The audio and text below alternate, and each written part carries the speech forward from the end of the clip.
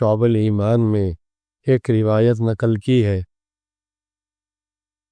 اور یہ روایت حضرت ابو ہریرہ رضی اللہ عنہ سے مروی ہے اور حضرت ابو خلاد سے۔ دونوں صحابی یہ روایت نقل کرتے ہیں کہ ان رسول اللہ صلی اللہ علیہ وسلم قال اذا رأيتم العبد يؤتى زهدا في الدنيا وقلة منطق فاضطربوا منه فإنه يلقى الحكمة۔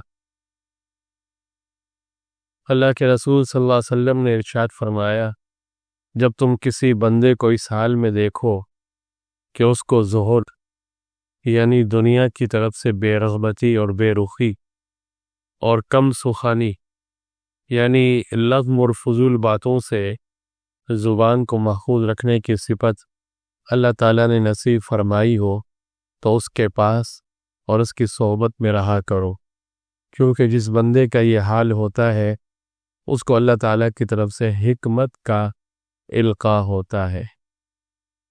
یعنی حکمت کے القاء کا مطلب یہ ہے کہ وہ حقیقتوں کو صحیح طور پر سمجھتا ہے اور اس کی زبان سے وہی باتیں نکلتی ہیں جو درست اور نافع ہوتی ہیں، اسی لیے اس کی صحبت کیمیا اثر ہوتی ہے۔ قرآن کریم میں حکمت کے بارے میں فرمایا گیا وَمَن يُؤْتَ الْحِكْمَةَ فَقَدْ أُوتِيَ خَيْرًا كَثِيرًا، کہ جس کو حکمت عطا کی جائے اس کو خیر کثیر عطا کیا گیا۔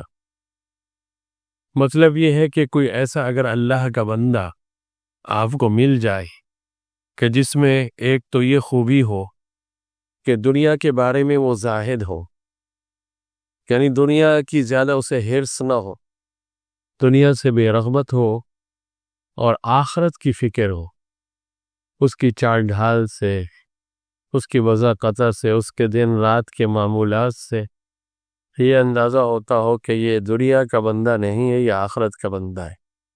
آپ نے دیکھا ہوگا کہ بعض اللہ والے رہتے تو دنیا میں ہیں جس طرح دوسرے لوگ رہتے ہیں، وہ بھی کھاتے پیتے ہیں، ضروریات زندگی ان کے ساتھ بھی لگی ہوتی ہے، لیکن ان کی زندگی میں اور ایک عام انسان کی زندگی میں زمین و آسمان کا فرق ہوتا ہے۔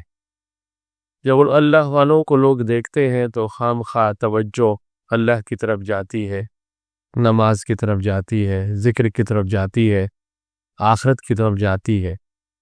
تو اگر ایسا بندہ ہو کہ جس کے اندر یہ خوبی ہو، اور دوسری بات یہ کہ قلت منطق، بہت کم گفتگو کرتا، مطلب یہ کہ فضول باتوں سے اپنے آپ کو بچاتا ہو۔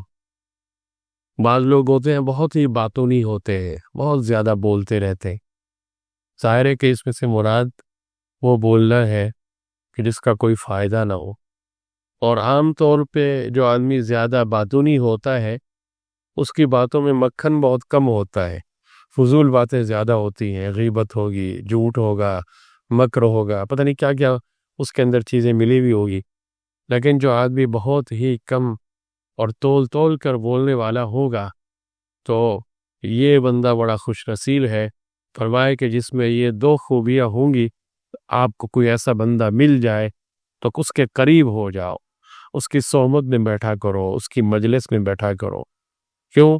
اس لیے کہ اللہ تعالیٰ کی طرف سے اس کو حکمت کا القاء ہوتا ہے، وہ ایسی باتیں آپ کو بتائے گا کہ جو صحیح ہوں گی، 100% مفید اور نافع ہوں گی۔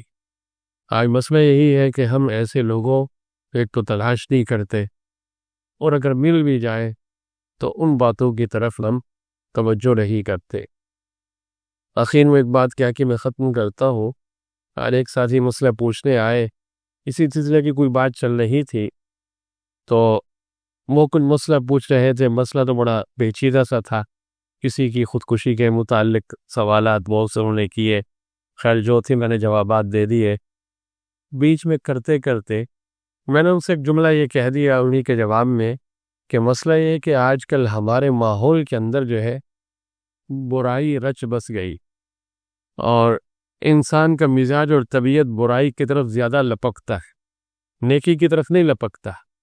اس کی سادہ سی مثال یہ ہے کہ آپ قرآن کریم کی ایک آیت، اس کا ترجمہ، یا نبی کریم صلی اللہ علیہ وسلم کی ایک حدیث اس کا ترجمہ آپ سوشل میڈیا پہ کسی پہ ڈال دیں اور آگے لوگوں کو پتہ ہو کہ یہاں دین کی بات ہی ہوتی ہے، قرآن و حدیث کی.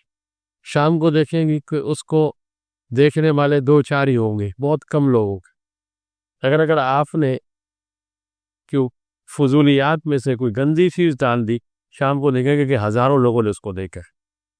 یہ کسی باہر کے ملک کی بات نہیں ہو رہی، مسلمان ملک کی بات ہو رہی، انہی شہروں کی بات ہو رہی ہے جہاں مسلمانوں کا طبقہ زیادہ ہے. وہ تو وجہ کیا ہے؟ ماحول تو ہم نے خود خراب کیا ہو. گندگی، غلاظت، معصیت اور نافرمانی ہمارے اندر بھری ہوئی ہے، پھر اس کے اثرات تو ظاہر ہوتے ہیں. اب ان چیزوں پہ جھاڑو اسی صورت میں ہی پھر سکتا ہے کہ آدمی محنت کرے، اپنے نفس کے ساتھ مجاہدہ کرے، اللہ والوں کی صحبت میں بیٹھے، قرآن و سنت جو مکھن ہے یہ اس کو اپنے دل میں اتارے اور اس پر عمل کرے. دعا فرمائے اللہ رب العالمین ہمیں عمل کی توفیق نصیب فرمائے.